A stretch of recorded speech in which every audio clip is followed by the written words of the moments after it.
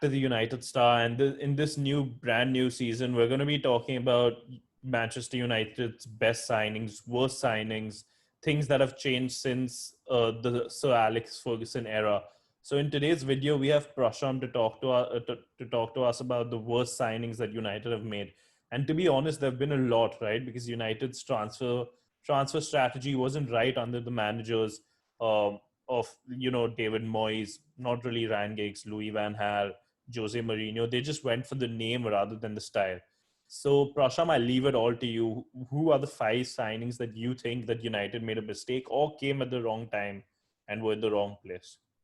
So at number 5, I've got Morgan Schneiderlin.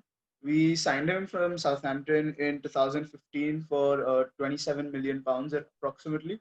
And when he came to United, there was big hype about how we've got this new sort of midfielder who can link defense to attack and things like that. But initially, he did well as well. But then he fell off a cliff. Like suddenly, it just looked like he was out of his depth at Man United, and the club was too big for him. And I remember in the last season that he played the first half of the season, he played only for 147 minutes in all. So he was also not in favor of the managers, and his passing was off, his defensive abilities were off. So definitely Morgan Schneiderlin, and his career has gone downhill from there. Even for Everton, he's not been able to perform well, and now he's moved on even to France. So definitely Morgan Schneiderlin is at number 5. At number 4, I have Radamel Falcao. I thought Falcao came to United at the wrong time. Injury prone and all that. But we got him for 6 million. Don't forget, we paid 6 million, and he came on loan from Monaco. And I mean, really, he just didn't return anything, right? He just didn't give us any results. I think he got 4 goals. That's all in 29 games for United. And for a striker of the capability of Falcao, that is just disappointing. It's good that we didn't pay his buyout clause of 43.5 million. Otherwise, that would have been a big shocker. But really, and then he moved on to Monaco after a couple of seasons and did really well over there. So it just didn't work out for him. And I remember at times when he was on the pitch, players didn't want to pass the ball to him as well. Like there was no confidence that Falcao will be able to produce. And it was really sad to see a player who was so highly rated in his time fall off the cliff so badly. So I think number 4 has to be Morgan Falcao. At number 3, I have Memphis Depay.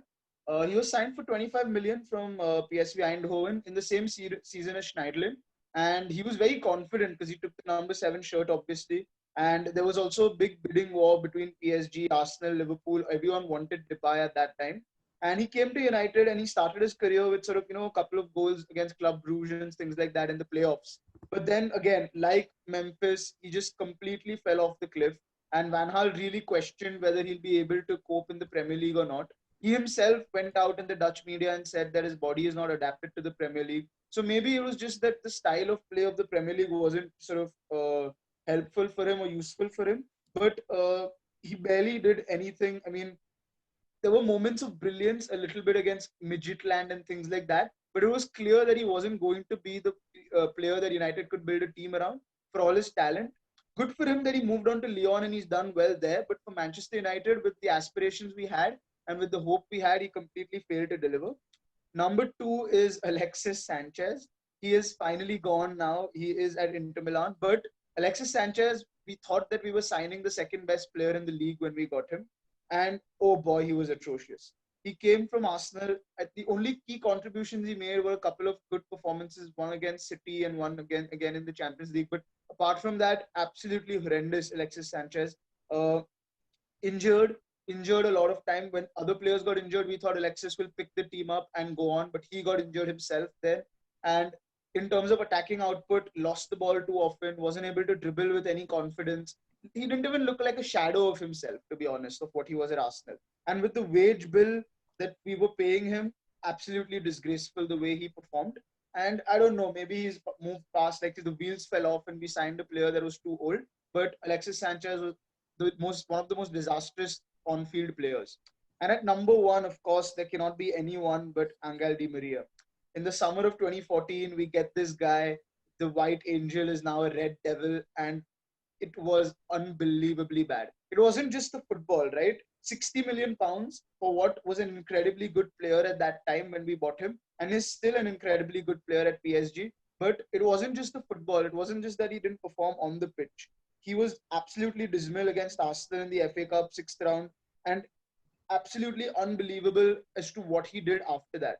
He moved out from United and he disrespected the club, he disrespected the fan base, and it wasn't, it didn't end well at all. Out of all the players that I've mentioned right now, Angel Di Maria was the worst because of the way he acted. He thought that sort of in a way he was bigger than the club because of the position United were in, and he really didn't act like a proper professional.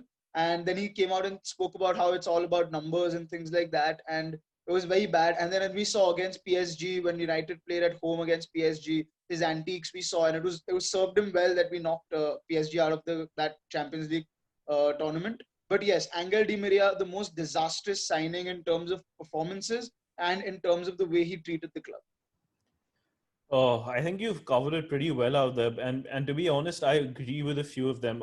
I would say majority of them, except for Depay. I think again he was at the wrong place at the wrong time. He's come out and even made the statement, that if he had a manager like Ole right now, then he would put in way more effort to grab a spot in the team. Maybe it was just the price tag, the overconfidence, the pressure of number seven for him. But yeah, I completely agree. I still remember the days when we thought that Falcao will score a certain number of goals and we'll get him at a cheaper price. Or when Di Maria scored against Leicester and we were like, we've got our number seven finally. So yeah, these players have been atrocious for Manchester United. And I would just like to mention another name that we've missed out, which is Victor Valdez. There was a big issue surrounding Victor Valdez as well when he was at the club. But yeah, I think Prasham has summed it up well, guys. These are the five transfers that we think have been United's worst transfers since the post-Fergie era. Do let us know who you think was atrocious in our team in the comments below. Like, share, and subscribe. We'll see you next time, guys.